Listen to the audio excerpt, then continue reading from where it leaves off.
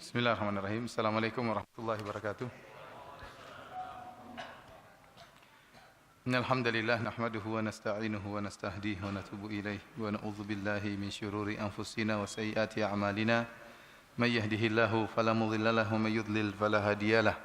Wa asyhadu an la ilaha illallah wahdahu la syarika lah wa asyhadu anna Muhammadan abduhu wa rasuluhu la nabiyya ba'dah. يا أيها الذين آمنوا اتقوا الله حق تقاته ولا تموتن إلا وأنتم مسلمون فإن أصدق الحديث كتاب الله وخير الهدى هدى محمد صلى الله عليه وسلم وشر الأمور محدثاتها وكل محدثة بدعة وكل بدعة ضلالة وكل ضلالة في النار. Ikhwani fillah wa akhwati fid din, azani Allah wa iyyakum. Insyaallah pada sore hari ini kita akan membahas tentang dua akhlak yang kontradiktif dan saling berlawanan, yaitu kesombongan dan tawadhu. Kesombongan akhlak yang sangat dibenci oleh Allah Subhanahu wa taala, dan tawadhu adalah akhlak yang sangat dicintai oleh Allah dan Rasul-Nya. Dan pembahasan mengenai masalah akhlak, apalagi akhlak-akhlak yang paling seperti ini, akhlak yang utama, masalah kesombongan maupun tawadhu, merupakan pembahasan yang sangat penting, ya. Yang sangat penting. Karena sebagaimana kita tahu, syariat memberi porsi besar tentang masalah akhlak. Syariat Islam memberi porsi yang besar perhatian terhadap akhlak. Karenanya dalam Al-Qur'an, dalam hadis-hadis Nabi sallallahu alaihi wasallam banyak dalil yang menunjukkan akan keutamaan akhlak yang mulia. Contohnya seperti sabda Nabi sallallahu alaihi wasallam, "Laisa syai'un athqalu fil mizan min husnil khuluq." Tidak ada suatu pun yang lebih berat di timbangan pada akhirat kelak yang lebih berat daripada akhlak yang mulia. Artinya apa? Akhlak mulia kalau diletakkan di atas timbangan kebaikan maka sangat berat. Sangat berat. Kemudian juga misalnya dalam hadis yang lain kata Nabi sallallahu alaihi wasallam, "Innar rajula la yudriku bi husni khuluqihi darajatas shaim al-qaim." Sungguhnya seorang dengan akhlaknya yang mulia bisa menggapai kedudukan seorang yang senantiasa salat malam dan senantiasa puasa sunnah. Artinya ada seorang yang dia jarang puasa sunnah atau tidak puasa sunnah dan tidak melaksanakan salat qiyamul lail, tetapi dia memiliki akhlak yang mulia. Maka orang ini dengan akhlak yang mulianya bisa mencapai derajat orang yang senantiasa salat malam dan senantiasa puasa sunnah. Kenapa? Akhlaknya yang mulia. Kemudian juga dalam hadis Nabi sallallahu alaihi wasallam mengatakan, "Aqrabukum minni majlisan yaumal qiyamah ahasinukum akhlaqa." Kata Nabi sallallahu alaihi wasallam, orang yang paling dekat denganku pada hari kiamat kelak adalah yang paling baik akhlaknya di antara kalian. Jadi akhlak barometer di kedudukan di surga adalah akhlak yang mulia. Kemudian kata Nabi sallallahu alaihi wasallam, "Al-muwatti'una aknafan alladzina ya'lafun wa yu'lafun." Yaitu orang-orang yang membentangkan pundak-pundak mereka, tangan-tangan mereka, yang mereka mudah untuk bergaul dan mudah untuk diajak bergaul. Para hadirin yang dirahmati oleh Allah Subhanahu wa taala, oleh karenanya akhlak mulia bukanlah perkara yang sepele, tetapi perkara yang sangat diperhatikan oleh syariat, ya. Sebaliknya orang yang akhlaknya buruk, ya, maka sangat rendah di hadapan syariat. Oleh karenanya Nabi sallallahu alaihi wasallam contohnya pernah bersabda, "Inna syarran nasi manzilatan 'indallahi yaumal qiyamah man tarakahun nas ittiqa'a syarrihi." Sungguhnya orang yang paling buruk kedudukannya pada hari kiamat kelak yaitu orang yang ditinggalkan manusia karena manusia takut dengan keburukannya, takut terganggu oleh orang ini. Dalam riwayat kata Nabi sallallahu alaihi wasallam, "Ittiqa'a fuhshihi." Orang-orang takut dengan buruknya lisannya. Jadi orang enggak ada yang bergaul dengan dia, menjauh dari dia. Kenapa? Omongannya kotor. Omongannya kotor. Ya. Sehingga orang ini ditinggal. Kenapa? Akhlaknya buruk. Para hadirin dan hadirat yang dirahmati Allah Subhanahu wa taala, dan merupakan ciri khas dakwah Ahlus Sunnah wal Jamaah adalah dakwah yang perhatikan dua perkara, yaitu masalah tauhid dan masalah akhlak. Ini dua perkara yang harus mendapatkan porsi besar dalam dakwah dan merupakan ciri khas dari Ahlus Sunnah wal Jamaah. Karenanya tatkala Nabi sallallahu alaihi wasallam ya berdakwah, maka yang dikenal dari Nabi oleh musuh-musuhnya, musuh-musuh mengenal dari Nabi, yaitu tentang dakwah tauhid dan dakwah terhadap akhlak.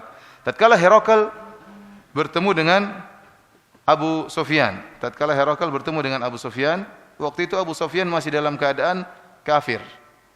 Maka dipanggillah oleh Herakl dan Herakl bertanya tentang Nabi Muhammad sallallahu alaihi wasallam.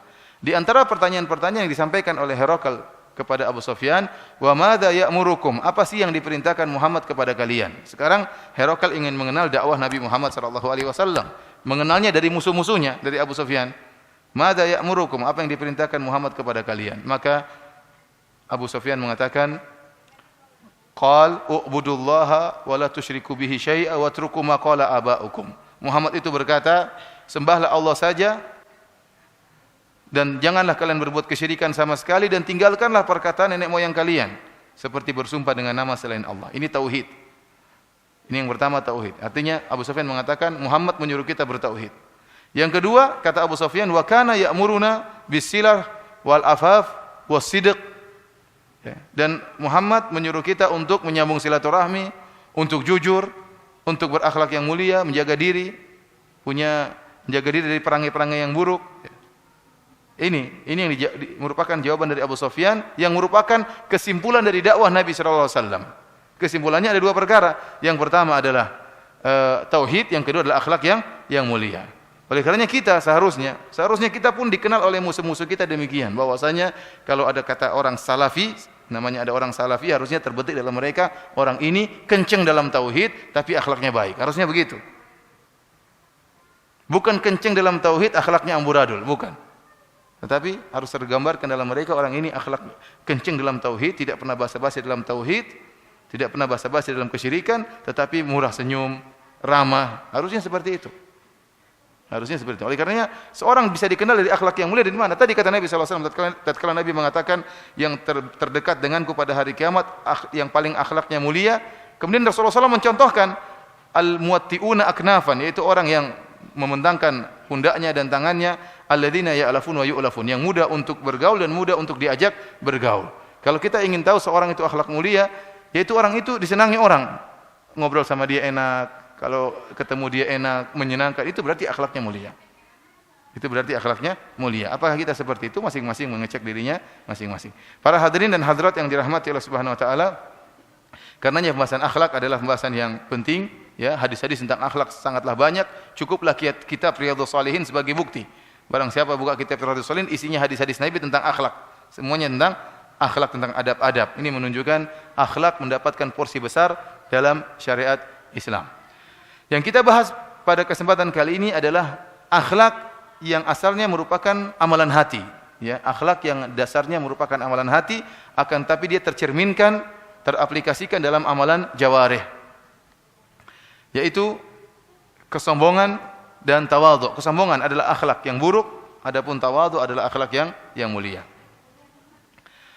Adapun kesombongan al-kibr, ya, maka dia merupakan akhlaknya iblis. Sebagaimana tadi Ustaz Ahmad Zainuddin menukil perkataan Syekhul Islam bahwasanya dosa yang pertama kali dilakukan terhadap Allah Subhanahu wa taala adalah dosa kesombongan yang dilakukan oleh iblis, al-la'in ar-rajim, yang terlaknat, ya. Yang tatkala Allah Subhanahu wa taala merintahkan iblis untuk sujud kepada Adam. Wa idz qala rabbuka lil malaikati isjudu li adama fasajadu illa iblis.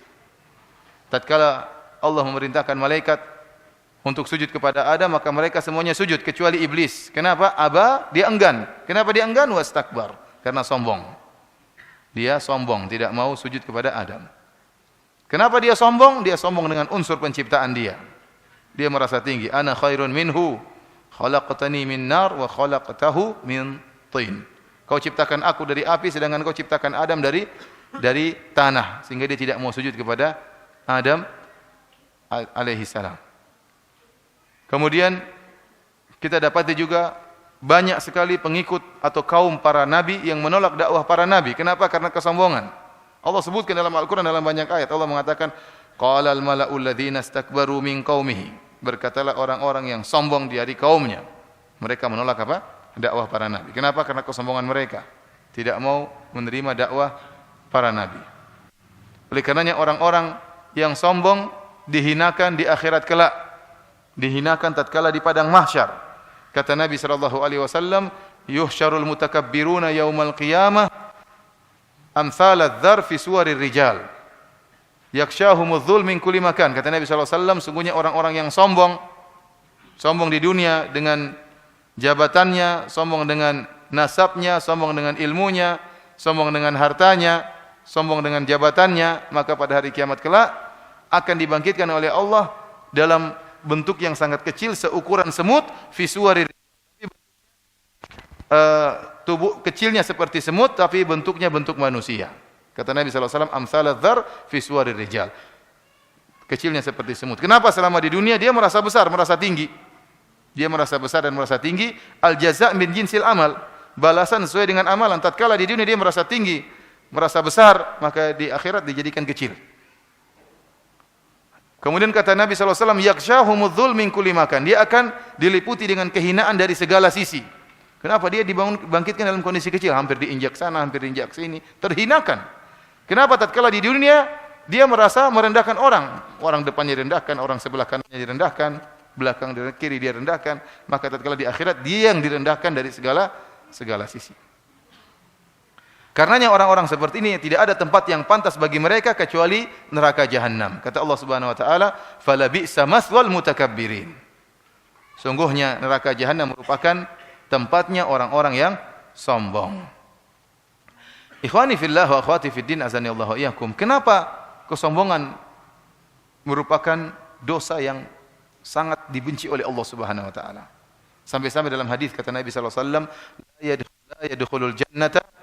la yadkhulul jannata man kana fi qalbihi mithqalu dzarratin min kibr. Kata Nabi sallallahu alaihi wasallam, tidak akan masuk surga seorang yang dalam hatinya ada kesombongan meskipun sebesar dzarrah. Sebesar dzarrah. Dzarrah itu apa? Dzarrah sebagian ahli tafsir menyebutkan dzarrah itu ada 3 penafsiran. Yang pertama, dzarrah adalah semut kecil. Semut itu kecil bentuknya atau tidak? Belum lagi anak semut. Lebih kecil lagi. Kalau kita naik pesawat semut kelihatan enggak? Udah kelihatan. Artinya semut itu kalau ada semut kecil naik di baju kita, 2 lah atau 3 orang semut lagi ngobrol-ngobrol di sini, kita enggak rasa. Saking ringannya, tidak kita merasa berat dengan 3 semut tersebut. Tidak. Dia ngobrol-ngobrol, kita juga enggak dengar, enggak tahu dia ngobrol apa. Saking kecilnya semut tersebut. Artinya kalau antum ambil semut tadi, antum letakkan di daun timbangan, maka tidak akan mempengaruhi timbangan tersebut. Kenapa? Saking ringannya semut tersebut. Ini namanya dzarrah. Tafsiran yang berikutnya, yang disebut oleh para ulama, dzarrah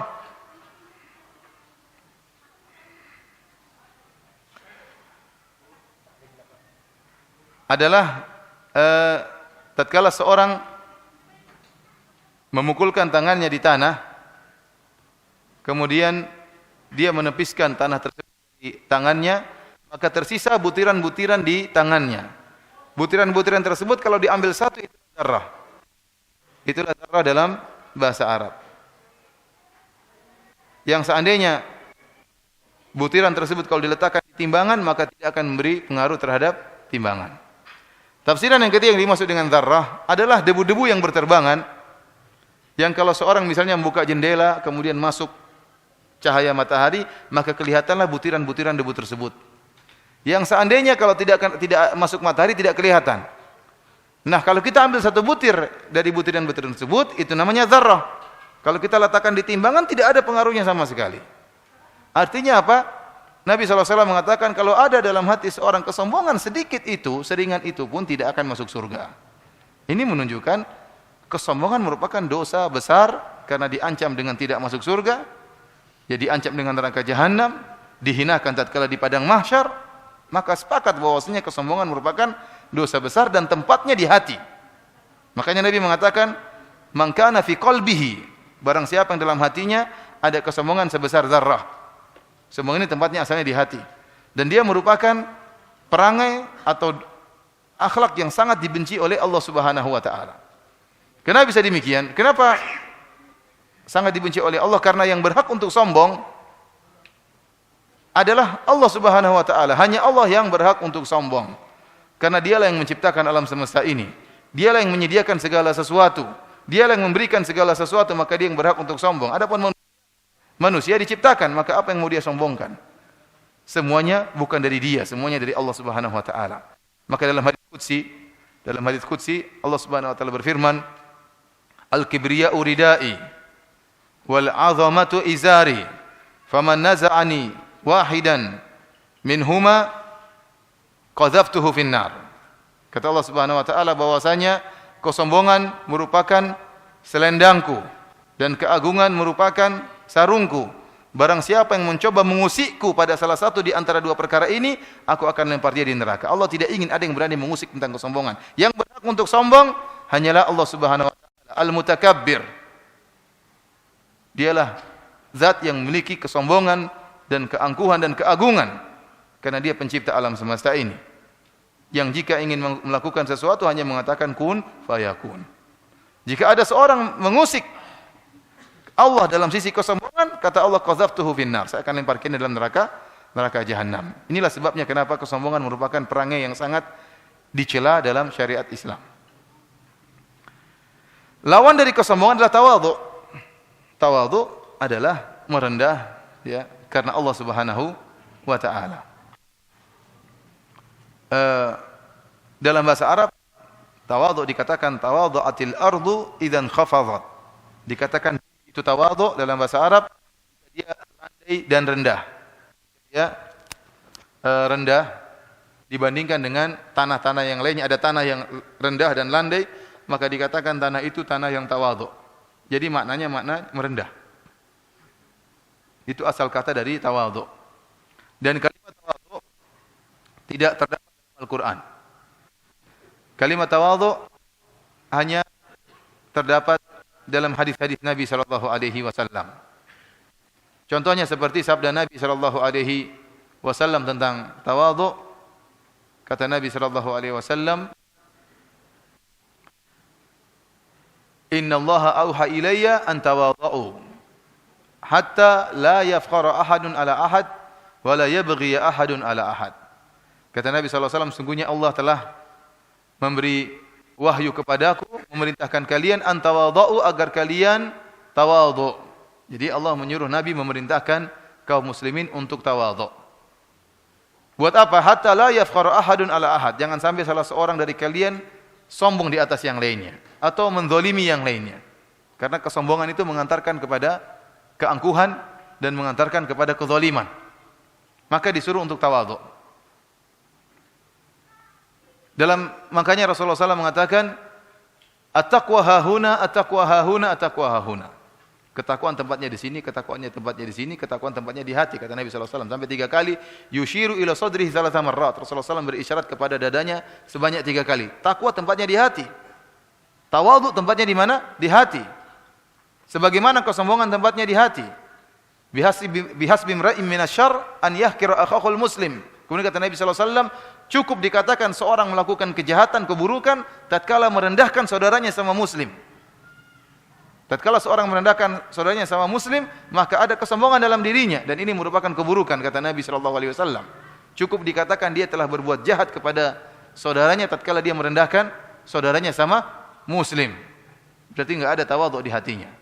Dan saya katakan tawadhu dan kesombongan merupakan dua perangai yang kontradiktif. Enggak mungkin tergabung bersamaan pada seorang, enggak mungkin. Kalau ada kesombongan, tawadhu enggak mau menempati. Tapi kalau orang tawadhu enggak mau dia menerima kesombongan. Jika seorang sedang sombong, maka dia sedang hilang tawadhunya. Jika seorang sedang tawadhu, maka sedang hilang kesombongannya. Ini hadis pertama yang menyebutkan tentang tawadhu. Saya katakan tadi, lafal tawadhu tidak terdapat dalam Al-Qur'an, tapi dalam hadis-hadis.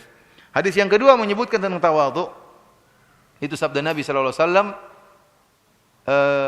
Di antaranya kata Nabi sallallahu alaihi wasallam, "Man tarakal libas tawadhu'an lillah wa huwa qadirun alaihi.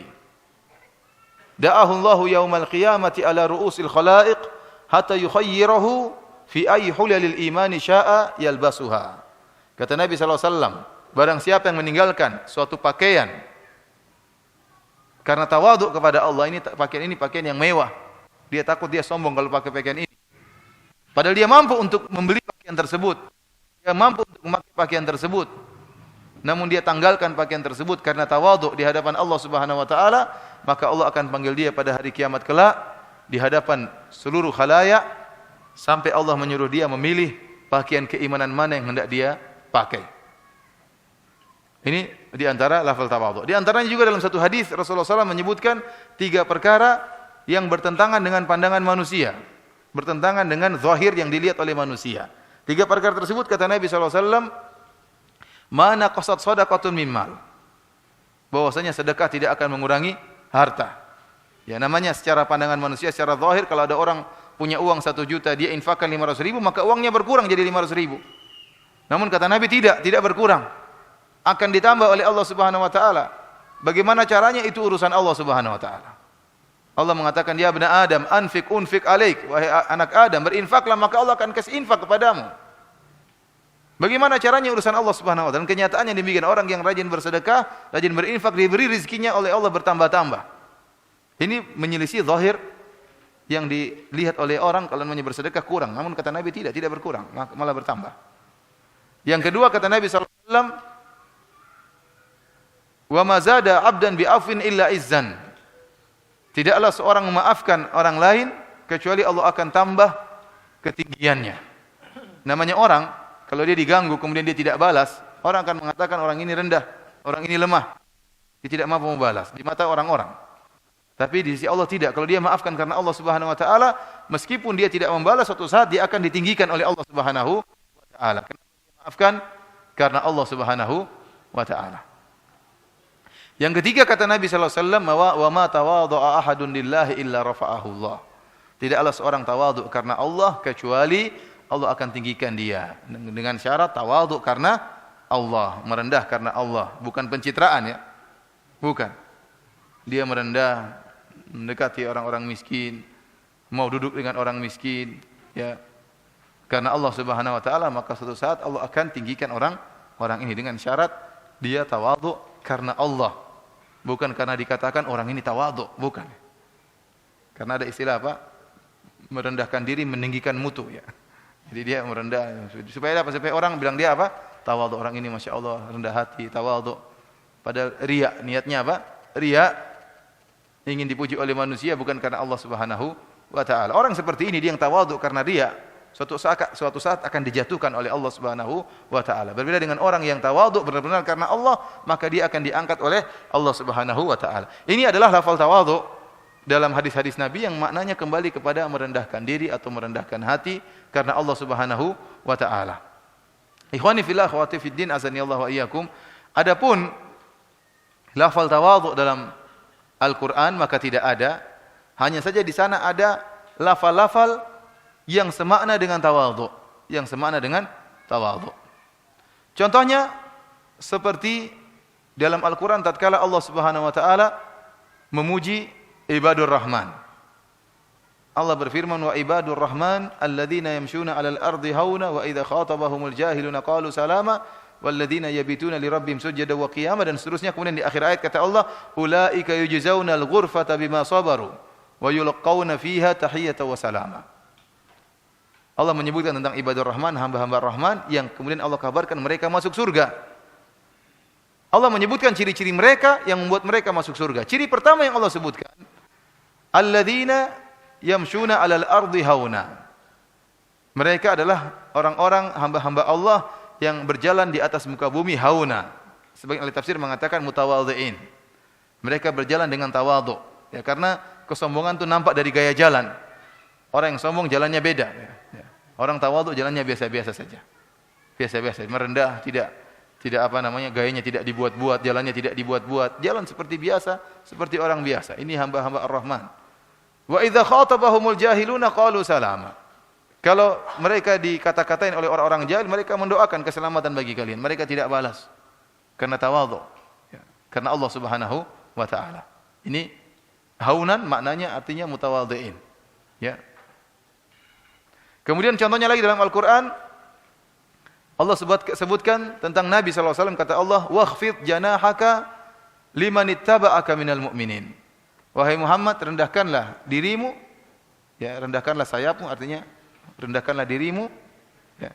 Menggunakan kalimat janah ya sebagai kiasan dari sayap, maksudnya kiasannya adalah kerendahan. Rendahkanlah dirimu kepada siapa? Kepada orang-orang yang mengikutimu dari kaum mukminin. Ini perintah Allah kepada Nabi sallallahu alaihi wasallam dan benar-benar Nabi sallallahu alaihi wasallam menerapkan tawadhu Nabi di hadapan para sahabat. Luar biasa tawadhunya Nabi sallallahu alaihi wasallam. Sebagai contoh, Rasulullah SAW di antara tawadhunya beliau bermusyawarah dengan para sahabat. Dalam Al-Qur'an Allah Subhanahu wa taala berfirman, "Walau kunta faddan fabima rahmatin minallahi linta lahum." Karena rahmat Allah Subhanahu wa taala engkau lembut terhadap mereka para sahabat. Walau kunta faddan ghalidhal qalbi lam faddu min hauli. Kalau seandainya engkau Muhammad mulutmu kasar, hatimu keras, maka para sahabat akan kabur, lari darimu. Padahal ini para sahabat, orang-orang mulia. Namun kalau Nabi mulutnya keras, mulutnya kasar, hatinya keras, maka para sahabat akan kabur.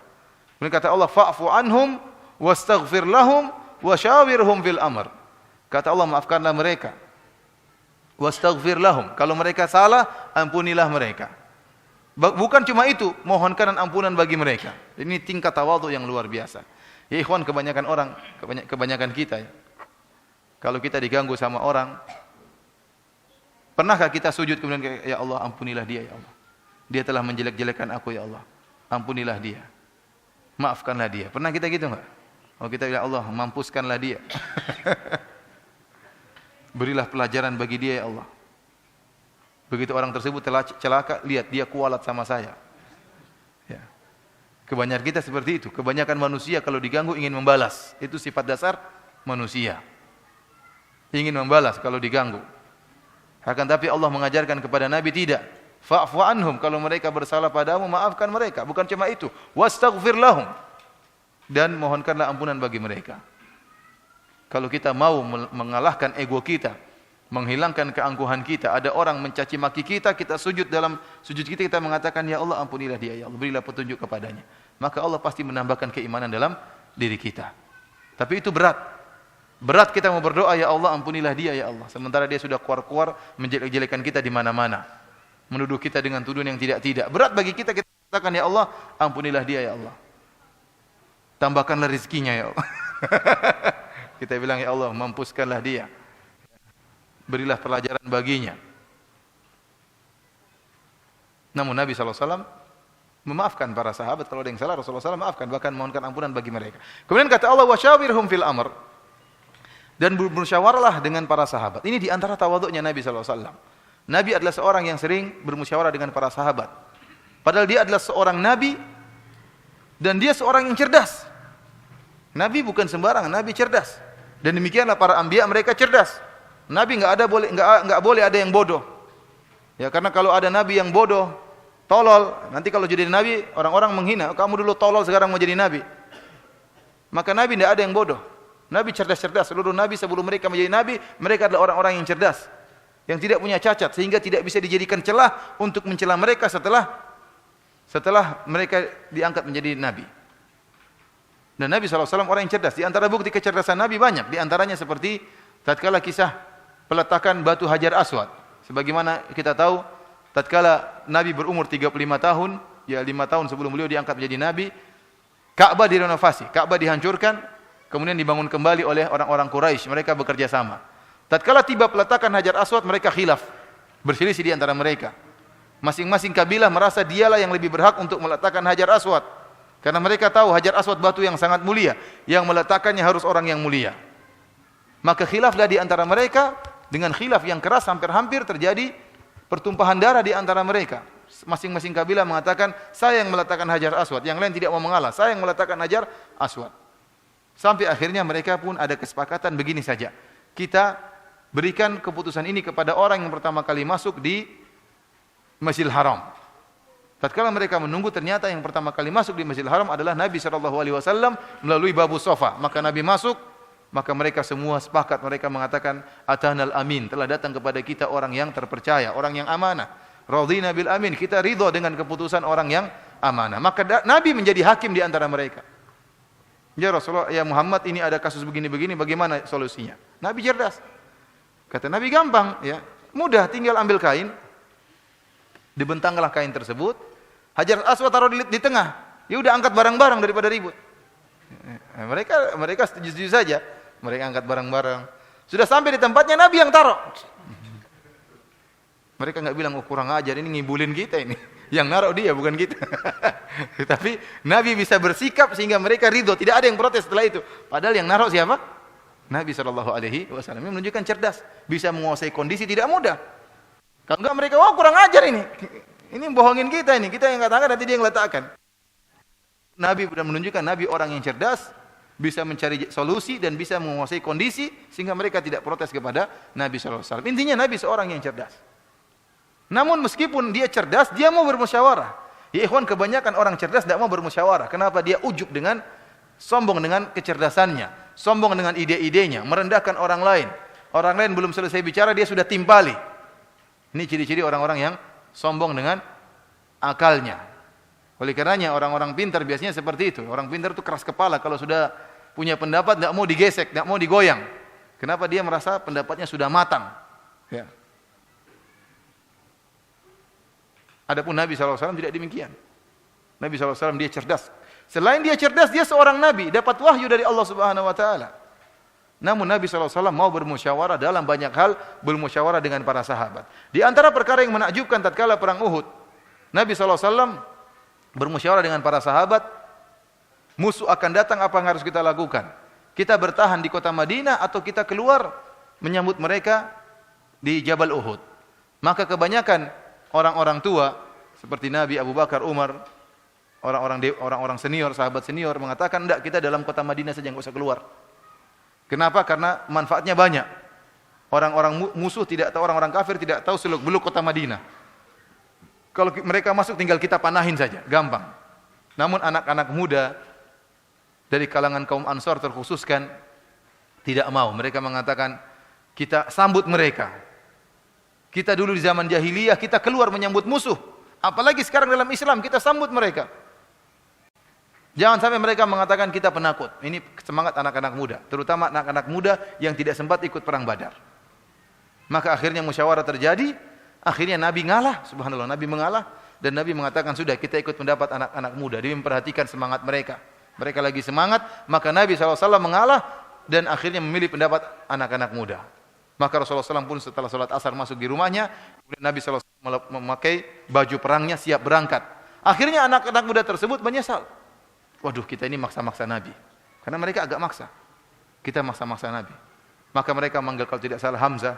Sampaikanlah kepada Nabi SAW, amruna li amri kataba. Sampaikan kepada Nabi Muhammad SAW bahwasanya kami ngikutlah, terserah Nabi. Biar kita di Madinah. Maka datanglah Hamzah atau sahabat yang lain menuju Nabi Muhammad SAW menyampaikan bahwasanya para pemuda sudah menyesal dan mereka mengatakan amruna li amri kataba. Kami hanya mengikuti pendapatmu wahai Nabi SAW. Namun Nabi SAW mengatakan ma kana lin nabiyyin idza ma yanbaghi lin nabiyyin idza labisa la'matahu an yadha'aha hatta yaqdi Allahu bainahu wa baina aduwwihi. Hatta yahkum Allahu bainahu wa baina aduwwihi. Kata Nabi SAW, tidak pantas bagi seorang Nabi kalau sudah pakai pakaian perangnya, kemudian dia lepaskan pakaian perangnya, sampai Allah memberi hukum antara dia dengan musuhnya. Maka Nabi mengatakan kita berangkat. Ini menunjukkan apa? Nabi menghormati keputusan musyawarah. Musyawarah sudah diputuskan, maka keputusan tersebut harus dijalankan. Ya, ini menunjukkan serius. Orang harus tegas tatkala menjadi pemimpin. Maka berangkatlah Nabi SAW. Terjadilah perang Uhud, ternyata para sahabat kalah. Kalah atau tidak? Kalah, banyak yang meninggal. Nabi tidak bilang, kalian sih gara-gara ide yang konyol, enggak. Coba kalau kita di Madinah, tidak. Nabi SAW tidak marah-marahin mereka. Sudah terjadi, dan Nabi SAW tidak menyalahkan mereka, bahkan Nabi bersabar. Jadi subhanallah, bagaimana tawaduknya Nabi SAW bermusyawarah dengan orang lain, dengan orang-orang yang masih muda-muda, dan menerima pendapat mereka. Maka sungguh aneh kalau kita dapati seorang kemudian mentang-mentang dia mungkin seorang alim atau seorang ustadz, kemudian tidak mau mendengar pendapat orang lain. Ini orang tidak tawadhu. Musyawarah. Mungkin kau syar'i tapi ada yang lain punya pengalaman bermasyarakat, pengalaman berinteraksi dengan masyarakat. Maka kita dengar masukan-masukan mereka. Ya. Dan ini menyenangkan mereka. Ya. Para hadirin hadirat yang dirahmati Allah Subhanahu wa taala, di antara tawadhu'nya Nabi sallallahu alaihi wasallam, misalnya tawadhu'nya kepada istri-istrinya, ya. Banyak sekali tawadhu Nabi terhadap istri-istrinya. Yang menakjubkan adalah Sofiyah bintu Huyai. Sofiyah bintu Huyai, seorang wanita Yahudiyah yang dinikahi oleh Nabi SAW setelah peperangan. Ayahnya meninggal, pimpinan orang-orang Yahudi dibunuh oleh para sahabat. Suaminya juga meninggal, saudara-saudaranya meninggal. Sebagai seorang manusia, tabiat manusia, kalau bapaknya meninggal, suaminya meninggal, adiknya meninggal, saudara-saudaranya meninggal, maka dia akan jengkel dengan yang membunuh. Dia akan dendam. Ternyata yang membunuhnya adalah para sahabat. Yang memimpin para sahabat adalah Nabi Muhammad SAW. Ternyata sang pembunuh ini sekarang melamar dia, ingin dinikahi.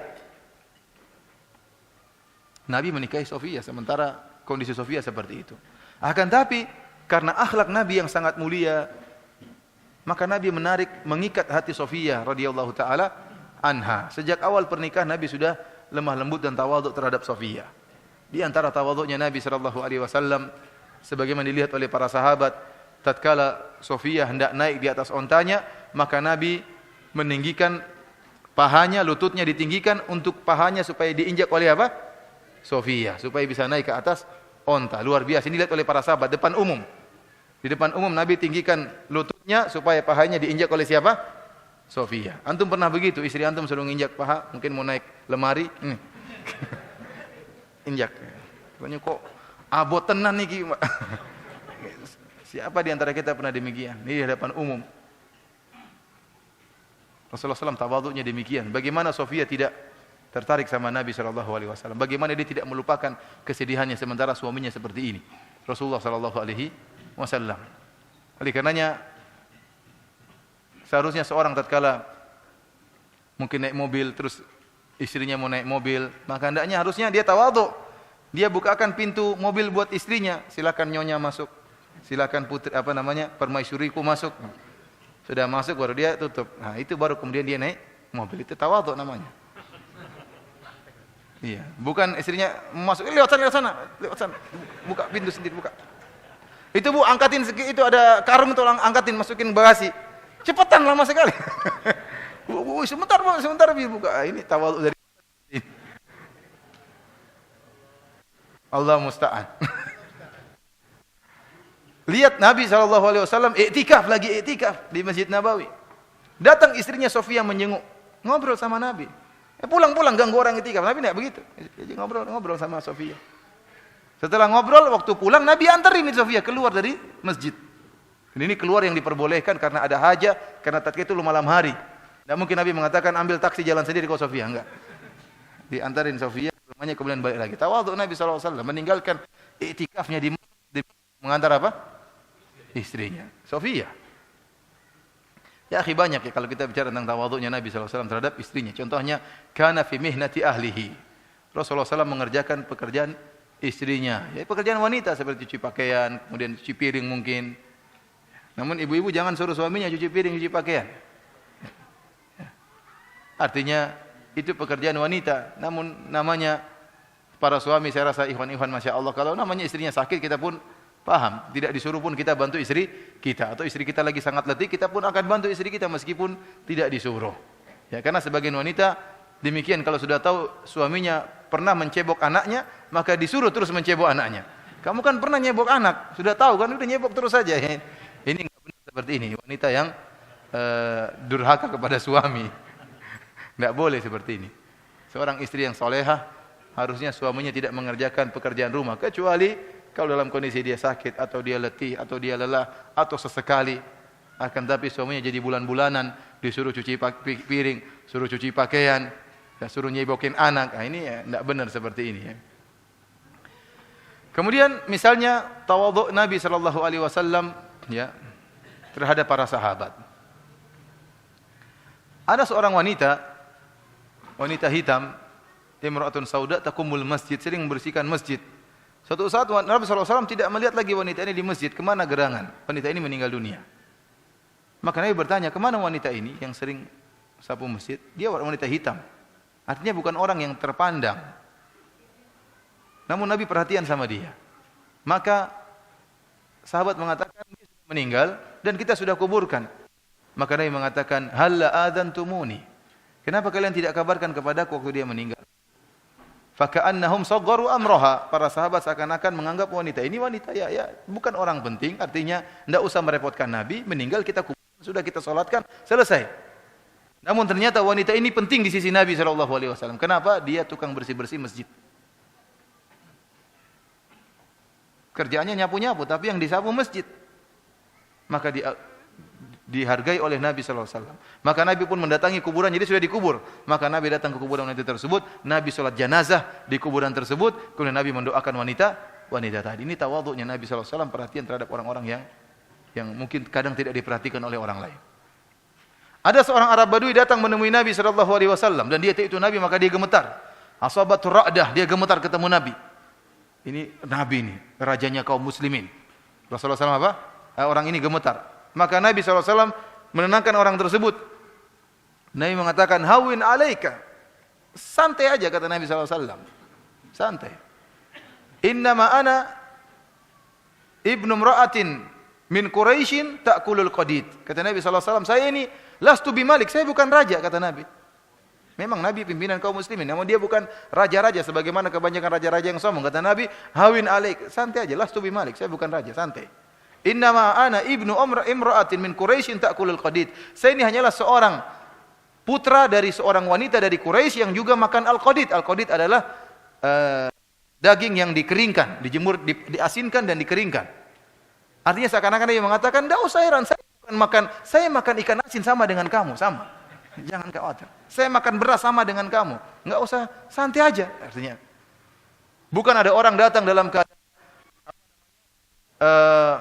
gemetar malah dikatakan, "Iya, sini, cium tangan sini." Ngantri.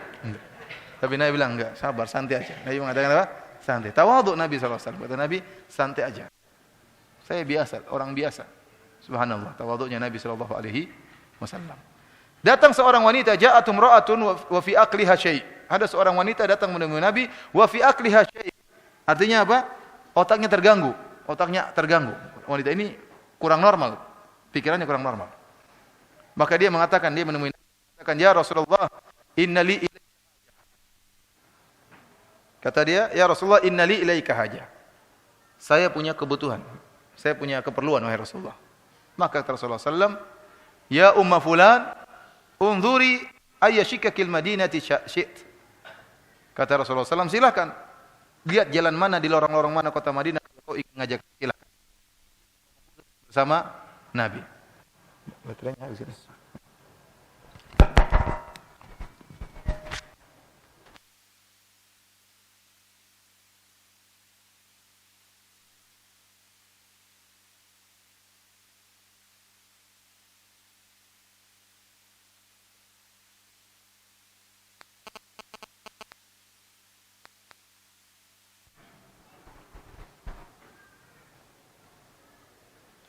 Jadi wanita ini punya keperluan, dia ingin curhat kepada Nabi SAW, maka Nabi mengatakan, "Ya umma fulan, unzuri ayyashikakil madinati syi't."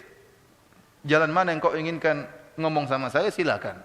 Maka dia pun bawa Nabi SAW, maka mereka pun berbicara berduaan dan dilihat oleh sahabat yang lain. Maka Nabi SAW berbicara dengan wanita tersebut sampai selesai. Artinya perhatikan bagaimana tawadhu'nya Nabi SAW. Ini orang otaknya terganggu, namun Nabi mau mendengarkan apa? Curhatnya.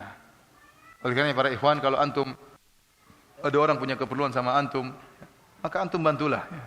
Kalau dia punya butuh curhat sama antum, kalau antum punya waktu, ya, maka dengarkanlah curhatnya.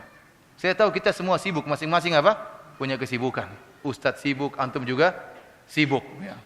Tapi jangan sok sibuk, itu aja. Ya. Semua orang punya kesibukan, namun jangan sok sibuk. Terkadang orang mau ketemu kita bilang, iyalah kita sibuk. Namun terkadang kalau kita enggak sibuk, maka jangan sok sibuk. Memang kita waktu banyak, kita butuh belajar, kita butuh buat anak-anak, butuh waktu untuk istri. Tapi ada saja waktu, tatkala orang ingin curhat sama kita, maka kita berikan waktu kepada dia. Ya. Meskipun kita cuma mendengarkan, ya kita bisa apa sih? Ada orang datang, "Ustaz, utang saya banyak Ustaz. Susah sekali Ustaz. Gimana Ustaz? Saya ditagih-tagih terus Ustaz." Kita mau apa? Kita bilang, ya sabar. Banyak doa, sholat malam. Itu yang bisa kita lakukan. Kita nggak bilang, "Ini uang." Nggak ada juga uang. Kita bilang, "Bukan kamu, saya juga punya utang." Dia langsung KO kalau gitu. Kita beri jawaban juga yang baik. Kita bilang, Ya akhi, berdoalah, bertawakal kepada Allah. Kalau orang bertawakal, insya Allah ada jalan keluar. Bertakwa kepada Allah, jauhi maksiat. Itu yang bisa kita lakukan. Namun hal itu sudah menenangkan hatinya, mengurangi bebannya. Ya. Lihat Nabi SAW ada waktu buat perempuan yang otaknya enggak beres, otaknya terganggu. Ya, Nabi berikan waktu kepada wanita tersebut. Nabi SAW ya, tawadhu bukan cuma kepada orang dewasa, bahkan kepada anak-anak juga beliau tawadhu. Ya. Betapa sering Nabi SAW menggonceng sahabat. Sampai seorang ulama menulis tentang buku nama-nama orang yang pernah dibonceng oleh Nabi SAW, sekitar 30 sahabat yang pernah dibonceng oleh Nabi SAW di atas himar beliau. Kendaraan Nabi juga bukan kuda, tapi apa? Himar. Kemudian dia menggonceng orang. Ya. Antum bagaimana tidak bangga tatkala ada bupati kemudian ngajak naik mobil sama antum, atau raja, atau ustadz misalnya ngajak naik, kan orang senang seperti itu. Nabi ngajak, dan anak-anak di antara yang diajak oleh Nabi SAW, seperti Mu'adz bin Jabal, kemudian Hasan dan Husain, Abdullah bin Ja'far, contohnya Fadl bin Abbas, kemudian misalnya Usama bin Zaid, ya. Ini yang pernah dibonceng oleh Nabi sallallahu alaihi wasallam. Tawadhu'nya Nabi sallallahu alaihi wasallam terhadap anak-anak. Intinya para hadirin rahmatillah subhanahu wa taala, Nabi sallallahu alaihi wasallam benar-benar menerapkan firman Allah, "Wakhfid janahaka limanittaba'aka minal mu'minin." Hendaknya engkau merendahkan dirimu di hadapan orang-orang yang beriman di antara kaum mukminin. Dan Rasulullah SAW benar-benar tawadhu di hadapan para sahabat beliau. Kita kembali kepada lafal-lafal dalam Al-Qur'an yang maknanya tawadhu atau melarang untuk sombong. Di antaranya seperti Allah Subhanahu wa taala berfirman tentang nasihat Luqman Al-Hakim kepada anaknya. Luqman mengatakan, ya, waqsid fi masyik waqdud min sautik inna ankaral aswati la sautul hamir. Kata dia, wahai anakku, berjalanlah kau dengan sederhana, jangan berjalan dengan kesombongan. Waqdud min sautik, kemudian hendaknya engkau merendahkan apa? Suaramu. Kalau berbicara enggak usah teriak-teriak, ya. Jangan angkuh sehingga berbicara dengan nada tinggi. Kata Luqman Al-Hakim, inna ankaral aswati la sautul hamir. Sungguhnya suara yang paling buruk adalah suaranya himar. Suaranya himar. Artinya kalau kau merasa bangga dengan suara yang keras, maka ingatlah kalau begitu himar lebih hebat daripada kamu. Kenapa? Karena himar suaranya sangat keras.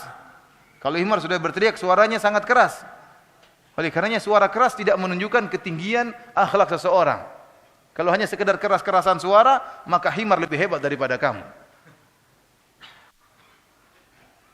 Ya ikhwan, seorang sombong itu dalam hati, tapi nampak dari perkataan, nampak dari sikap. Ya, kata wala tusair khaddaka linnas. Di sebelumnya dia mengatakan kepada anaknya, wala tusair khaddaka linnas. Janganlah kau malingkan wajahmu tatkala kepada di hadapan manusia. Kalau kita berbicara dengan orang, lihat dia senyum, kita juga senyum. Dia salami dengan senyum, kita juga balas dengan senyum, bukan dengan wajah yang masam, ya. Ada orang yang gitu, orang datang salam maka dia tidak dilihat, cuma begini-begini, tidak dilihat orang tersebut. Ini tidak boleh seperti ini. Dia sudah datang dengan senyum, kita pun apa? Kita senyum. Kecuali kalau antum capek sekali untuk senyum berat, kayaknya sakit kalau senyum, maka tidak apa-apa, enggak usah senyum. Kalau mau senyum kayaknya sakit badan, ya jangan senyum. Itu uzur, ma'dzur. Dapat uzur. Tapi kalau senyum saja gampang, ngapain kita mahal-mahal jual senyum kita? Tadi saya katakan kesombongan asalnya tempatnya di hati, akan tapi nampak dari sikap kita, dari wajah kita, ya, dari gaya omongan kita. Makanya dalam hadis disebutkan juga orang yang dibenci oleh Allah Subhanahu wa taala di antaranya ats-tsartsarun, al-mutasyaddiqun, ya. Al-mutasyaddiqun itu orang yang kalau ngomong terlalu menggunakan bahasa-bahasa yang susah supaya orang menyangka dia hebat dalam berbicara, pakai istilah-istilah asing, ya. Padahal ngisi pengajian isinya orang awam semua, ngomongnya era globalisasi macam-macam lah. Pokoknya ngomongnya pakai bahasa-bahasa yang kita enggak ngerti juga ini ngomong apa. Ya kalau dia berbicara di kampus-kampus enggak jadi masalah, ya. Tapi bicara sama orang awam kemudian pakai istilah-istilah susah untuk menunjukkan dia orang pintar, ini sombong. Tidak disukai oleh Allah, dibenci oleh Allah Subhanahu wa taala. Pokoknya semua perkara yang menunjukkan kesombongan dibenci oleh Allah Subhanahu wa taala. Dibenci. Apa gaya jalan, apa gaya ngomong, apa sikap wajah tatkala berbicara, semuanya yang menimbulkan kesombongan, yang menunjukkan kesombongan dibenci oleh Allah. Karena apa? Karena kesombongan itu sangat dibenci oleh Allah Subhanahu wa taala. Di antara ayat dalam Al-Qur'an yang memerintahkan untuk tawadhu dan melarang kesombongan seperti dalam surat Al-Isra kata Allah Subhanahu wa taala, "Wala tamshi fil ardi maraha." Jangan kau berjalan di atas kesombongan. Kata Allah, "Innaka lan takhriqal arda wa lan tablughal jibala tula." Jangan kau sombong, sungguhnya kau tidak bisa menembus bumi dan tinggimu tidak bisa menyamai gunung. Maka jangan sombong kata Allah Subhanahu wa taala. Kalau seandainya tubuhmu besar, tinggimu seperti gunung, bolehlah kau sombong. Karena kau besar. Yang lain kecil. Tapi kalau kamu kecil, tingginya cuma 1,6 atau 1,5, lebarnya cuma setengah. Buat apa kamu sombong? Kamu kalau di atas pesawat sudah nggak kelihatan, ini mana nggak ada orangnya, nggak kelihatan. Terus buat apa kau sombong? Kalau kau tidak ada pun nggak jadi masalah. Dunia ini nggak ada masalah kalau kamu nggak ada. Hilang pun nggak jadi masalah. Kejepit kemudian masuk di bumi juga nggak jadi masalah. Terus buat apa kau sombong? Buat apa? Kamu sombong. Ya ikhwan, lihat betapa besar alam semesta ini. Kau tuh nggak ada apa-apanya. Kalau badanmu besar sebesar gunung, bolehlah ada sebab kau sombong. Ini badanmu kecil. Ya. Udah kecil, makanya kadang ada orang kecil kurus baru, kecil kurus baru sombong. Subhanallah, tahu dirilah. Apalagi orang Indonesia. Ada teman saya, ya temannya Ahmad Zainuddin juga, orang Kosovo, orangnya tinggi-tinggi. Orang Eropa tinggi 1, mungkin tinggi 1,8, 1,9, tinggi-tinggi. Terus badannya juga atletis semua ikut binaraga, badannya kekar-kekar. Suatu saat omnya datang hajian. Tahu-tahu omnya protes sama teman saya ini. Kata dia, siapa itu di Masjid Nabawi? Banyak sekali orang-orang kecil memenuhi masjid. Ternyata siapa? Orang Indonesia. Orang Indonesia kan sampai masjid penuh ya. Setiap jengkal di masjid pasti ada orang Indonesia. Indonesia rokik wasajid qaim. Ada orang Indonesia yang zikir, ada yang sujud, ada yang rukuk, memenuhi masjid. Dia ini siapa orang kecil di memenuhi masjid? Ternyata orang Indonesia. Artinya Indonesia kecil-kecil, sudah kecil-kecil. Ya. Kemudian kalau angkuh kan keterlaluan. Ya. Kalau besar sih mungkin badan kecil, kurus lagi. Ya. Kemudian merasa tinggi. Maka Allah ingatkan, innaka lan takhriqal ardh, jangan kau sombong, kau tidak bisa menembus bumi. Wa lan tablughal jibala tula, dan tinggimu tidak bisa menyamai apa? Menyamai gunung. Oleh karena para hadirin dan hadirat yang rahmatillah subhanahu wa taala, jangan merasa diri kita wow, merasa diri kita ya hebat. Jangan, itu kesombongan. Itu kesombongan. Ikhwani fillah akhwati fiddin azanillahu wa iyyakum. Ya. Perlu saya ingatkan perbedaan antara ujub dengan sombong. Ujub dan sombong ini dua sifat yang berbeda, tetapi ujub merupakan hal yang mengantarkan kepada kesombongan. Ujub itu apa? Sebagaimana Syekhul Islam telah menyebutkan, barang siapa yang mentahqiq, mewujudkan firman Allah Subhanahu wa taala, "Iyyaka na'budu wa iyyaka nasta'in." Hanya kepada Engkaulah kami beribadah dan hanya kepada Engkaulah kami mohon pertolongan. Maka dia akan selamat dari riya dan selamat dari ujub. Barang siapa yang merenungkan firman Allah, "Iyyaka na'budu," dia akan selamat dari riya. Dia mengatakan hanya kepada Engkaulah kami beribadah ya Allah. Artinya kami beribadah bukan untuk dipuji, bukan untuk disanjung, bukan untuk dihormati. Ya, tetapi kami beribadah semata-mata karena mengharapkan ridha-Mu ya Allah. Yang kedua, wa iyyaka nasta'in, artinya ya Allah, kami ini bisa hanya mengharapkan pertolongan-Mu. Artinya apa? Kami tidak berhasil kecuali dengan pertolongan-Mu. Barang siapa yang merenungkan ayat ini, maka dia akan selamat dari ujub. Itu orang merasa bahwasanya dirinya punya peran dalam keberhasilannya. Ini namanya ujub. Dia merasa berperan tatkala dia kaya karena dia merasa dia pintar, karena dia merasa dia berpengalaman. Dia berhasil dakwah karena saya cerdas dalam berdakwah sehingga dakwah saya berhasil. Ini semua ujub. Ini semua ujub. Oleh karenanya Qarun orang yang ujub. Dia mengatakan innama utituhu ala ilmin indi. Saya dapat harta kenapa? Karena ilmu saya.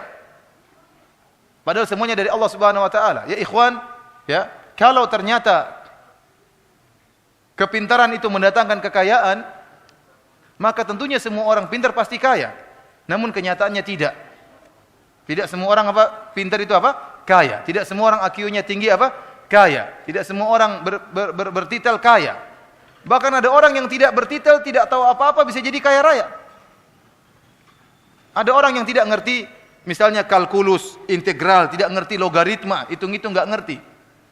Tahu-tahu kaya gara-gara jualan bebek goreng. Kaya raya. Jadi bukan karena antum pintar, antum kaya, tapi memang kepintaran dari Allah dan Allah menjadikan antum kaya. Ada yang bilang, saya kaya karena saya banyak pengalaman.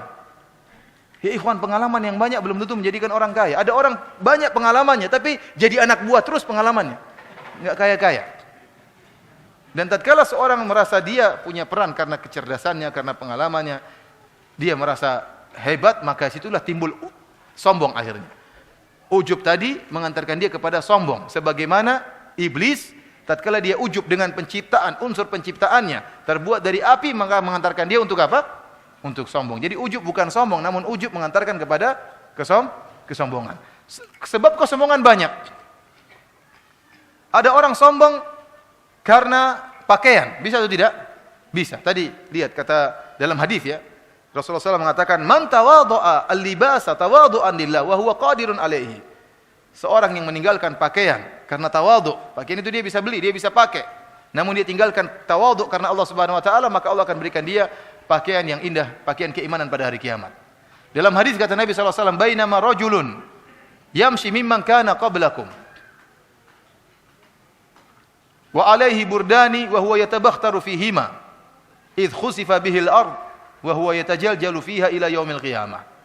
Kata Nabi sallallahu alaihi wasallam, kalau ada seorang berjalan dari orang-orang sebelum kalian dan dia memakai 2 lembar pakaian, dia sombong dengan 2 pakaiannya tadi. Jadi sombong itu bisa dengan baju.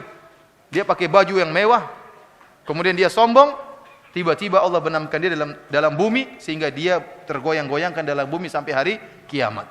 Ya ikhwan, baju bagus boleh, baju indah boleh. Makanya tatkala ada seorang bertanya kepada Nabi sallallahu alaihi wasallam, "Ar-rajul yuhibbu an yakuna thawbuhu hasanan wa na'luhu hasanatan." Ya Rasulullah, ada seorang suka bajunya bagus dan suka sendalnya bagus. Apakah ini sombong? Kata Rasulullah SAW, bukan kesombongan. Innallaha jamilun yuhibbul jamal. Allah maha indah dan suka dengan keindahan. Jadi keindahan boleh. Keindahan boleh. Namun jangan sampai pada tingkatan israf, berlebih-lebihan, dan jangan menjadikan keindahan tersebut sebagai sarana untuk sombong. Indah itu boleh, namun bukan sebagai bahan kesombongan. Oleh karenanya, laki-laki ini tatkala memakai pakaian yang mewah, kemudian dia sombong, maka tenggelamlah dia dalam bumi.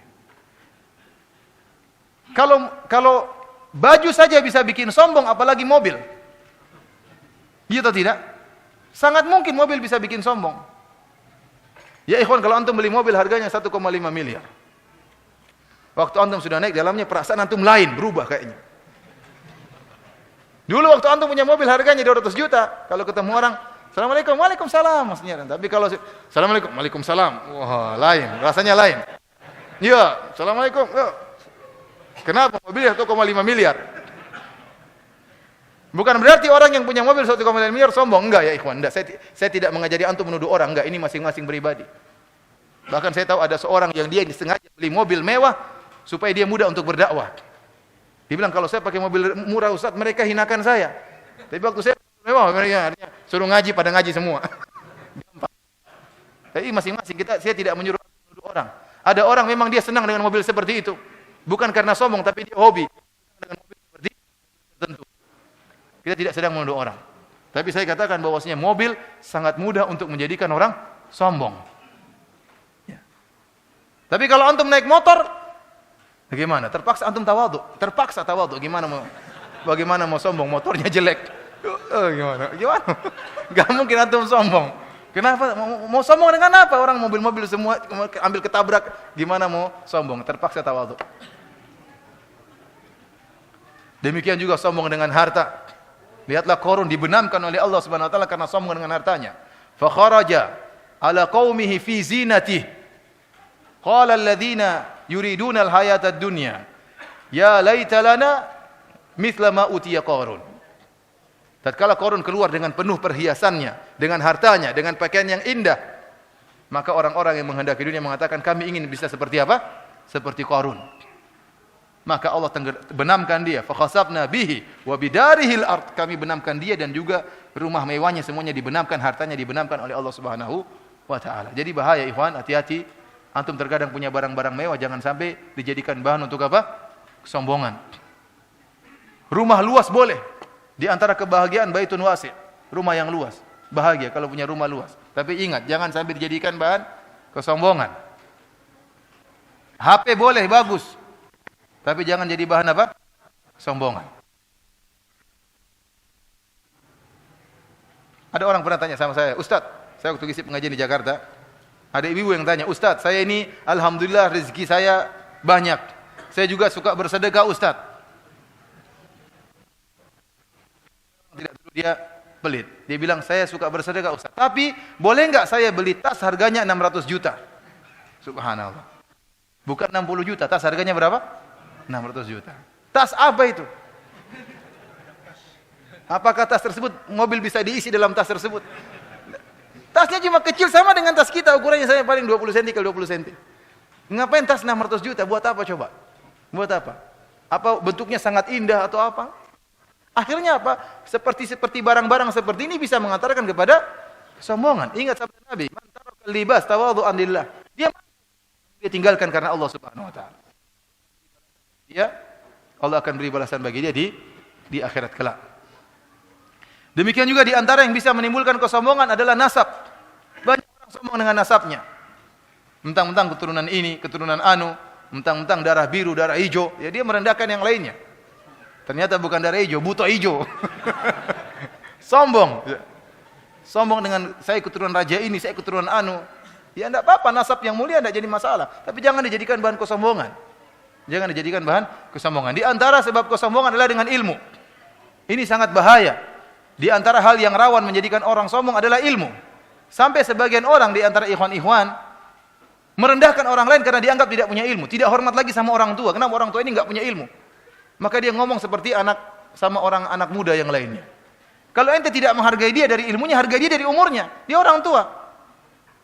Mau ilmu ente setinggi apapun, kata Nabi SAW, laisa minna lam yuwaqqir kabiran. Bukan dari golongan kami. Orang yang tidak menghargai yang tua. Yang tua juga tawadhu. Wa yarham saghiran. Yang tua juga sayang sama yang muda.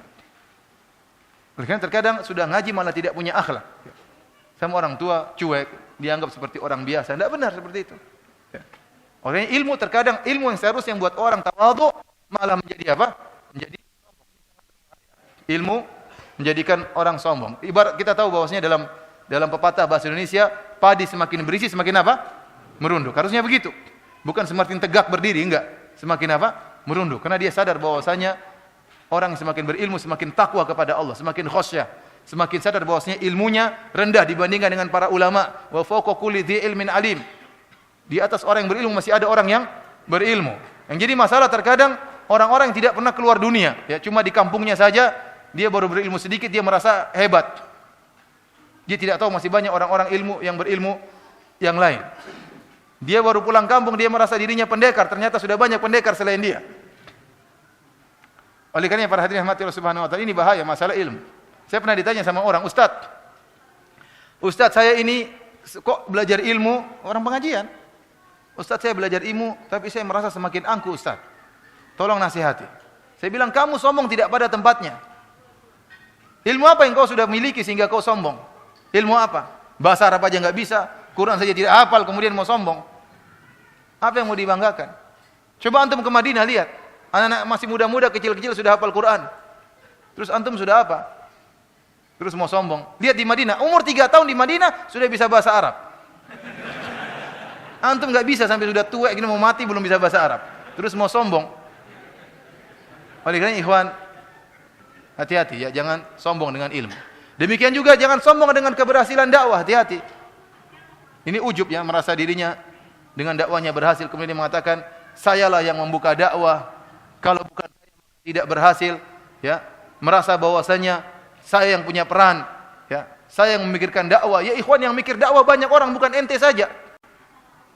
Yang Allah gerakkan hatinya untuk memikirkan dakwah bukan ente saja, masih banyak. Kalau ente mati pun enggak jadi masalah. Masih banyak para dai lain yang akan menjalankan dakwah Allah Subhanahu wa taala. Kau bersyukur Allah jadikan kau dai, tapi bukan kau yang harus memikirkan semuanya, seakan-akan harus kau yang pikirkan semuanya. Ya akhi, jangan ujub ya akhi. Masih banyak orang yang memikirkan dakwah, masih banyak orang yang berjuang, masih banyak orang yang mengorbankan hartanya, mengorbankan waktunya, mengorbankan tenaganya untuk Islam masih banyak. Maka jangan pernah kita merasa kita yang paling hebat, kemudian yang paling andil dalam keberhasilan apapun. Demikianlah para hadirin dan hadirat yang dirahmati Allah Subhanahu wa taala, waktunya sudah lewat ya. Dan yang bertanya saya persilahkan.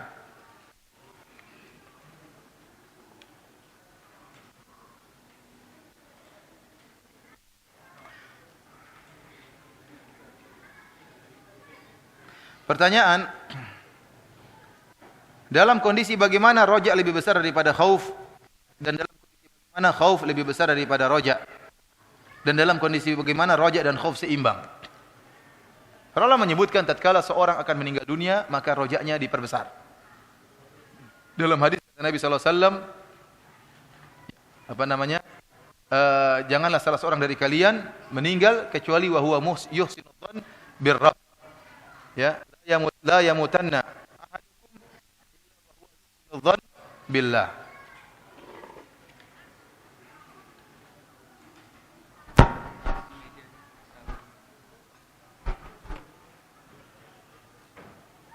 Kata Nabi SAW, la yamutanna ahadukum illa wa huwa yuhsinul dzan billah azza wa jalla. Janganlah salah seorang dari kalian meninggal kecuali dia berhusnudzan kepada Allah Subhanahu wa taala. Maka seorang tatkala akan meninggal dunia hendaknya dia berhusnudzan bahwasanya Allah Maha Pengampun, bahwasanya Allah menyayangi hamba-hambanya.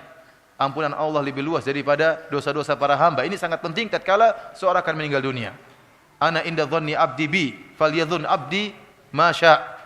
Aku berdasarkan persangkaan hambaku, maka hendaknya dia bersangka kepadaku yang dia kehendaki. In dhanna khairan falahu wa in dhanna syarran falahu.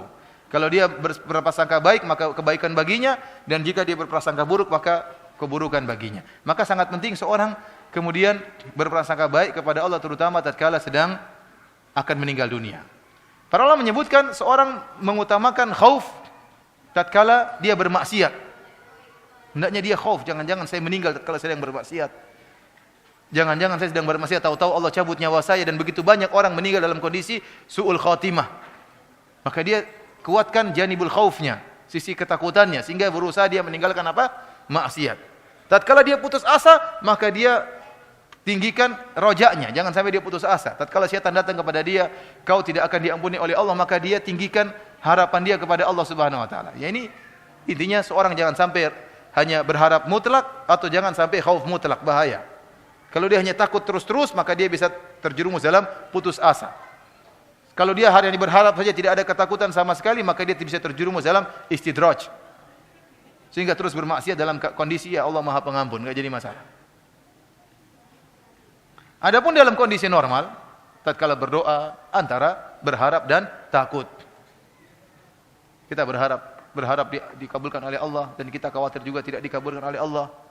Kita beribadah, kita berharap ibadah kita diterima oleh Allah, namun kita khawatir juga tidak diterima oleh Allah Subhanahu wa taala, maka ini pada posisi seimbang antara khauf dan raja.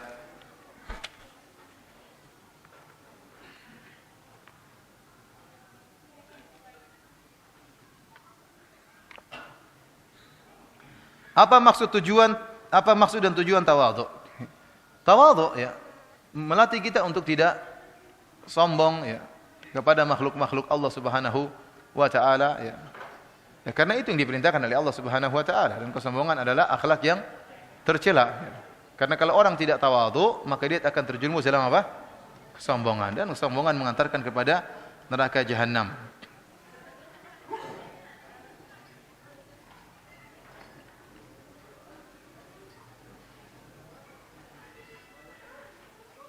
Apakah apabila kita paham sesuatu yang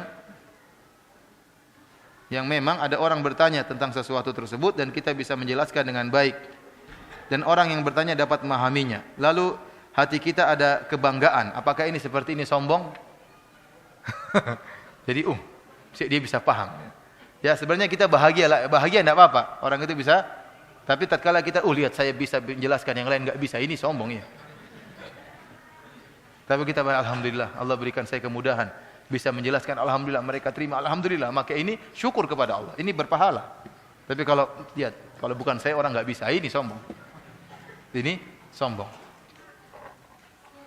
Dalam olahraga kita memasukkan gol, biasanya kita bersorak-sorai dan bangga. Apakah ini juga sombong? Atau sebaliknya kalau kita sudah masukkan gol kita diam aja? Ini perkara dunia, nggak jadi masalah ya. Bukan kita senang, bahagia, main, ya. Dia bilang gol, nggak jadi masalah. Ya ini masing-masing lah ya. Orang bisa sombong dengan bola, bisa saja ya. Kembali kepada diri masing-masing.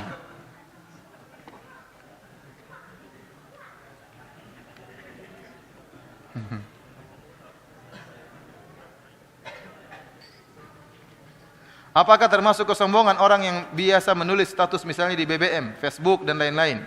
Misalnya statusnya sedang iktikaf di Masjid Imam Syafi'i. Atau sedang menghadiri kajian Ustadz Firanda. Wah, keren kan? Atau status lainnya yang intinya sedang melakukan kegiatan ibadah. Ini bukan khawatir, bukan sombong, tapi apa, riya. Tapi sebenarnya nggak jadi masalah. Dia ini senang, sebenarnya senang dengan ibadah itu nggak jadi masalah. Orang mukmin adalah orang yang menyenangkan dia amal soleh. Ini orang mukmin. Dan orang mukmin tidak membuat dia suka kalau dia bermaksiat. Dia tidak suka. Ini ciri orang mukmin. Dia beramal soleh senang, ikut pengajian dia senang. Terkadang dia ungkapkan kesenangannya di mana? Di status. Boleh-boleh saja, tapi hati-hati jangan sampai riya. Karena kita dituntut juga untuk menyembunyikan amalan soleh kita. Seorang bangga, bahagia bisa ikut kajian syekh misalnya, dia senang bisa berjabat tangan dengan syekh, nggak jadi masalah. Ini adalah suatu yang dia senang, namun bukan berarti dia riya, ya jangan sampai dia riya. Saya bisa, kalau kau bisa jabat tangan dengan syekh terus kenapa? Masuk surga? Kan enggak juga. Karena ada orang yang begitu, dia bangga. Saya dekat dengan Ustadz Fulan misalnya. Maksudnya apa? Dia bangga seakan-akan dia juga mulia seperti ustadznya. Tidak juga. Kita bilang alhamdulillah Allah mudahkan kita dekat dengan ustadz. Allah mudahkan kita dekat dengan ulama. Ya, namun bukan berarti kita sombong dengan hal tersebut. Ya, mengatakan saya dekat dengan syekh ini. Terus maksud lu apa ya? Sampai ada seorang ustadz menulis biodata dia sangat terlalu banyak. Belajar sama ustadz ini. Banyak sekali. Sampai ada seorang ikhwan yang kirim email kepada dia. Ustadz, saya belum pernah nemukan ada ustadz biografinya selengkap antum ustadz. Semua syekhnya disebutkan, buku-bukunya lengkap semua. Nasihat, jangan-jangan khawatir terjerumus dalam apa? Riya. Kita enggak apa sebutin guru-guru kita, enggak jadi masalah. Tapi jangan sampai riya. Hati-hati, riya itu sangat tipis. Jadi seperti sedang iktikaf di Masjid Imam Syafi'i, cuma khawatir ini riya, jangan sampai riya ya. Lagi iktikaf kita kasih tahu orang, padahal batal tadi pagi terus baru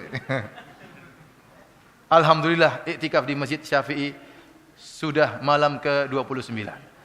Padahal masuknya baru tadi 29 pagi.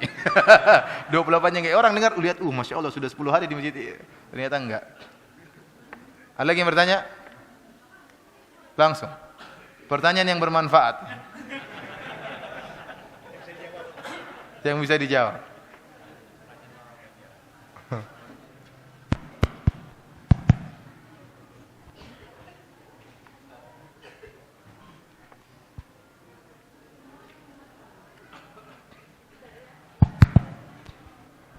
Ustadz, dari sekian banyak kesombongan apa yang bisa membawa orang ke neraka jahanam?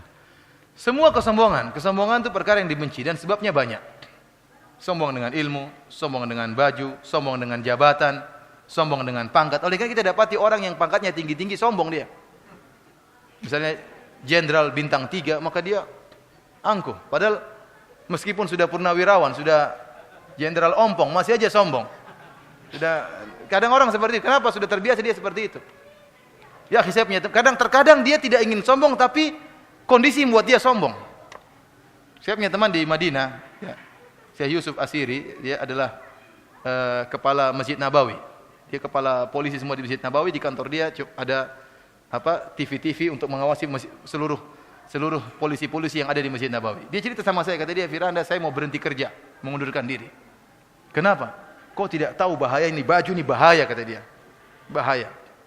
Kata dia, terkadang saya pulang dari kantor, tidak sempat ganti baju, mau beli sesuatu di Bakola, di kios. Masih pakai baju saya, bintangnya 2 atau 3, kemudian di sini banyak penghargaan macam-macam, nggak tahu apa sini, kemudian sini macam-macam. Begitu saya beli makanan katanya nggak usah bayar. Orang bilang nggak usah bayar. Begitu dia datang semua minggir, suruh dia masuk di luar. Gimana? Tapi begitu orang kan hormat sama dia. Gimana bintangnya 2, bintangnya 3, banyak penghargaan. Maka orang semua minggir dengan otomatis dia pun masuk di luar. Padahal dia tidak mau digitukan. Tapi ini perlakuan masyarakat seperti itu terhadap dia. Dan itu bisa mengantarkan dia sombong, merasa Tapi dia bilang waktu saya pulang, saya sudah ganti baju pakai baju biasa, terus saya beli tamis, beli roti, saya ngantri sama orang miskin itu beli tamis. Orang tidak ada yang hargai dia. Ya, tamis itu roti Afghanistan yang besar begini. Ya. Kalau antum ke Mekah dan Madinah ada roti besarnya begini dan itu dimasaknya di dalam tandur jadi dibakar. Ini dia bilang kalau saya beli tamis kadang saya harus ngantri tatkala pakaian saya tidak saya pakai. Oleh karena saya katakan bahwasanya pangkat dan jabatan sangat bisa membuat orang itu sombong dan banyak sebabnya dan sombong mengantarkan kepada neraka jahanam. Ingat tadi kata Allah Subhanahu wa taala hadis qudsi, "Wa man naza'ani wahidan minhuma qadzaftuhu finnar." Barang siapa yang mengusikku dalam kesombongan, aku akan lemparkan dalam neraka jahanam. Maka kita hati-hati dari penyakit yang terkadang kelihatannya sepele dan namun tempatnya di hati, berbahaya. Berpakaian bagus supaya tidak diremehkan orang, apakah termasuk riya? Enggak, insyaallah. Tidak. Jadi pakai pakaian yang bagus, pakaian yang wajar ya, supaya orang tidak rendahkan, supaya orang tidak suudzon kepada dia. Maka ini insyaallah bukan merupakan kesombongan. Pakaian bagus boleh, tadi saya katakan. Tidak semuanya yang indah itu, tidak semuanya mahal mengantarkan kepada kesombongan. Terutama kalau mahal-mahal tersebut diperlukan. Ya. Terutama kalau mahal-mahal tersebut, ada orang pingin HP-nya mahal, kenapa? Ada program yang dia sukai. Ada orang ingin laptop yang mahal, kenapa? Karena ada kecanggihan yang dia perlukan. Ya, maka tidak jadi masalah. Ada mobil yang mewah, mahal, namun dia merasa nyaman di mobil tersebut. Apalagi niatnya untuk memuliakan tamu, biar naik di mobil saya. Biar nyaman, ya boleh-boleh saja. Tapi jangan sombong, itu saja. Jangan sombong. Silakan. Yang saya tanyakan ini ada 2. Yang pertama adalah bagaimana kalau melihat dari yang saya pernyataan tadi, sehingga kita kan introspeksi diri, ternyata masih banyak kesombongan telah kita lakukan sebelumnya. Nah ini bagaimana kita mengikis atau dosa sombong kita itu terampuni oleh Allah Subhanahu Wa Taala gitu, Ustaz. Yang kedua, tak kala kita berkomunikasi sama orang, kita melihat ada terkesan orang tuh menyampaikan suatu kesombongan. Kadang ada juga dalam kita kan menyampaikan itu mencoba mengingatkan, ada rasa enggak enak gitu, Ustaz. Nah, bagaimana trik-trik atau cara kita menyampaikan atau mengingatkan nasihatnya atau mendakwahinya bahwa yang lakukan itu ada suatu kesombongan dan itu harus segera dia istighfarkan gitu. Ya, sekian, terima kasih. Yang pertama, kalau kita sudah tahu kita ternyata sombong selama ini, maka kita istighfar, bertobat kepada Allah dan berharap agar Allah menghilangkan kesombongan dari hati kita. Terkadang kesombongan itu masuk dengan tidak kita sadari. Kita istighfar, insya Allah Maha Pengampun lagi Maha Penyayang. Dosa sebesar apapun akan diampuni oleh Allah Subhanahu wa taala. Adapun yang kedua, kalau kita ingin nasihati orang, ya nasihati, ya.